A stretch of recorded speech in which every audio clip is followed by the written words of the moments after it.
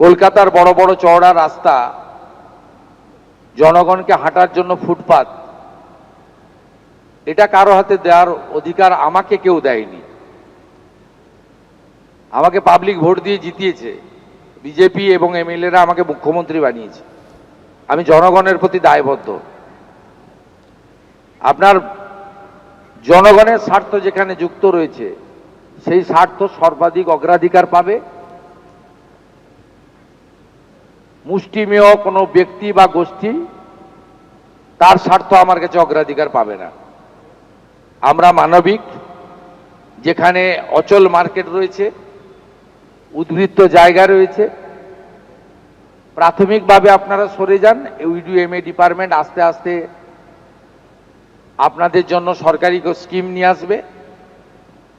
হকারদের জন্য ভারত সরকারের শ্রম দপ্তরের স্কিম রয়েছে, তার সুযোগ আপনারা পাবেন এবং অন্যান্য সুযোগ পাবেন।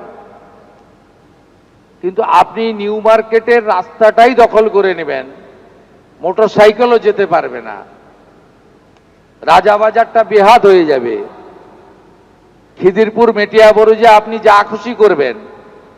এটার জন্য কিন্তু আমাকে মুখ্যমন্ত্রী করেনি পাবলিক। পোর্ট ট্রাস্টের জমি জবরদখল, হাওড়ায় ফের চলল বুলডোজার। শালিমার কয়লা ডিপো এলাকায় উচ্ছেদ অভিযান। পোর্ট ট্রাস্টের জমি জবরদখল ও বেআইনি নির্মাণের অভিযোগ। বুলডোজার দিয়ে ভেঙে ফেলা হলো বেআইনি নির্মাণ ও কাঠামো।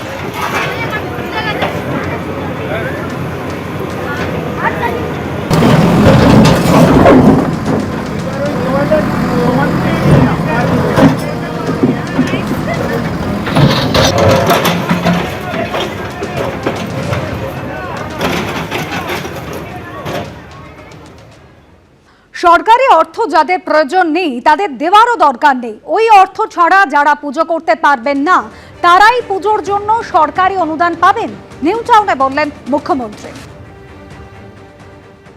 রিগার্ডিং দুর্গাপুজো, এটা নিয়ে আমি এখনো আলোচনা শুরু করিনি। আলোচনা আমি করব। তথ্য সংস্কৃতি দপ্তরের দায়িত্ব আমার হাতেই আছে, আমার সঙ্গে একজন রাষ্ট্রমন্ত্রী আছেন। আমি এটা সাংস্কৃতিক দপ্তরের মধ্যে পড়ে, আমি নিশ্চয়ই আলাপ আলোচনা করব। আমি একটা কথা শুধু বলবো, ওই সামান্য সরকারি অর্থ যাদের প্রয়োজন নেই, আমার মনে হয় তাদের দেওয়ারও দরকার নেই। আর যারা এই অর্থের জন্য পুজো করতে পারেন না বা পারবেন না, তাদের পাশেই সরকার থাকবে। পুজো হবে, আরো বেশি সংখ্যায় হবে। এবিপি আনন্দ, এগিয়ে থাকে, এগিয়ে রাখে।